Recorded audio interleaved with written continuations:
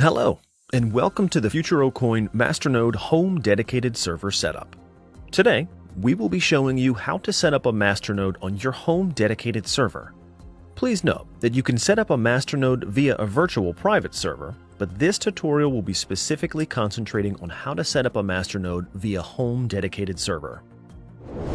To start your Masternode, you need 10,000 FuturoCoins. Once you have 10,000 FuturoCoins, you need to send them to your Masternode wallet to a newly generated address. In one transaction. It won't work if it's not done in one transaction. If you look on my screen, on the left you can see my Electrum FTO wallet, and on the right, my FuturoCoin wallet. Now, what I've done is I've sent 10,000 FuturoCoins to my FTO core wallet, which is the Masternode wallet. Okay. So once you've sent exactly 10,000 FuturoCoins to your FuturoCoin Masternode wallet, basically you can track your transaction using your transaction ID on the FuturoCoin Explorer website, which is simply explorer.futurocoin.com. Once you're on this website, here you have a box. So what you can do is simply paste your transaction ID and hit enter. So this is the transaction ID that I sent for my 10,000 FuturoCoins. And here, you can see that I already have 729 confirmations. As this was sent some time ago, you only need 6. So while you're waiting for those confirmations, you'll need to activate certain settings within the FuturoCoin wallet, which are crucial for the Masternode setup. Firstly, we need to go to Settings, click Options, go to the Wallet tab, and select all 3 of these boxes and click OK. Once we've done that, we need to reboot the FuturoCoin wallet. To do that, we go to File and click Exit. And then we need to reopen the FuturoCoin wallet. Okay, so once you've set those options and restarted your FuturoCoin wallet, we need to set up our private key and configuration files.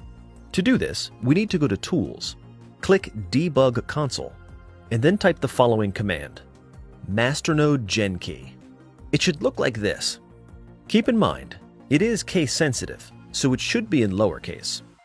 Hit enter. You'll receive a private key that looks like this. Click Ctrl-C to copy the generated private key. Go to Tools. Open Masternode configuration file. The Masternode configuration file may have some pre-written example text within it. Ignore and leave it. Just make sure that the format is kept, as I'll explain in the next step. Keep in mind that the format should be set to this as so, and then you can disregard this, but don't delete it. We will be typing something else similar in a second. So firstly, the MN here is your Masternode alias. This can be anything you like. It basically defines your Masternode's name. So to follow it, we simply type MN1 or Masternode1, whatever you like. It should be a single word. Next to the Masternode alias, you have an IP address. Keep in mind that this needs to be your public IP. You can find your public IP by simply typing in Google my IP and hitting enter. Your public IP will be shown to you, keeping in mind that your public IP needs to be static. Otherwise, if it's dynamic, every time your IP changes, your Masternode configuration file will need to be updated to keep working. So make sure that it's static. To add, here, 9009 is the port number. Note that FuturoCoin's Masternode runs on this port number. You may need to go through your local NAT settings within your router to make sure that the port is open. Okay, so I've copied my Masternode settings within the text. As you can see, I have the alias, my IP with the port number at 9009, my Masternode Gen Key, aka Masternode private key, do not confuse this with the private key address, and my transaction ID. Now keep in mind that there is a 1 here. You may have to type in a 1 or a 0 depending on your transaction. I'll explain right now. So, let's go back to the Explorer for FuturoCoin and look at our transaction. So I have my transaction opened up right here, and what I can see is 10,000 here and 9,998 here. Now, depending on the position, whether your 10,000 FuturoCoins are found within this box up here, or whether they're found in this box down here, will depend on whether you use a 0 or a 1. So, to explain, If your 10,000 FuturoCoins are found in this top box right here, then you'll have to type in a 0. Or if they're found here, I show the bottom box again, you'll have to type in a 1. Now because mine are found in the second position, I have written within my Masternode configuration file a 1. Okay, now let's go back to the wallet. Click on Tools, then click Open Wallet Configuration File. We will be setting up our wallet configuration file. Okay, so now you've opened up your wallet configuration file. It needs to be filled in with the following information. We need to type in bind equals and type in our IPv4 address, also known as our internal IP address. This is the internal IP of our machine that will be running the Masternode. To find your IPv4 address, you need to open up a command prompt and type in ipconfig and hit enter. Locate your IPv4 address and then simply type it in as so. If your operating system operates on your public IP address, it'll be the same address as in the external IP section below. Port equals 9009. This is the port number for all FTO masternodes. Thirdly, we need to type in our external IP. This is the public IP address that we located at the beginning.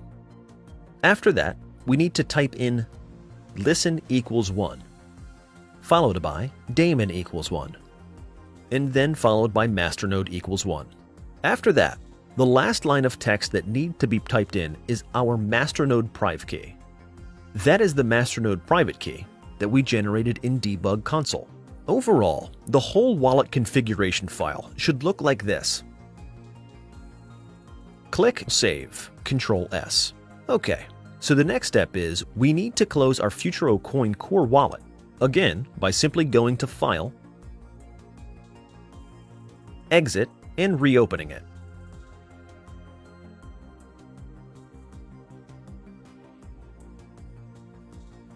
Alright, so now we have our wallet rebooted. What we need to do is we have to go to the Masternodes tab, which can be found right here. Simply click on the Masternodes tab and you should have your Masternode configured, and it should pop up within this box here.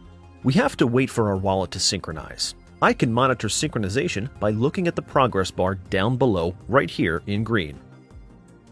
Okay, so the Masternode, as we can see, is now synchronized. All we need to do is click on the alias name and press Start Alias. Here, we'll get a question as to whether we would like to start the Masternode. All we have to do is click Yes, and then type in our wallet password if it is set. And we should receive something like this. Okay, so as we can see, status says pre-enabled. This is because we need to wait roughly around 30 minutes for our Masternode to be recognized by the FTO network. Once it's recognized, it should change to enabled. We should start receiving half a block reward every time our Masternode is selected among other Masternodes by the network. To add, we can click on the All Masternodes tab here and monitor all other currently running Masternodes.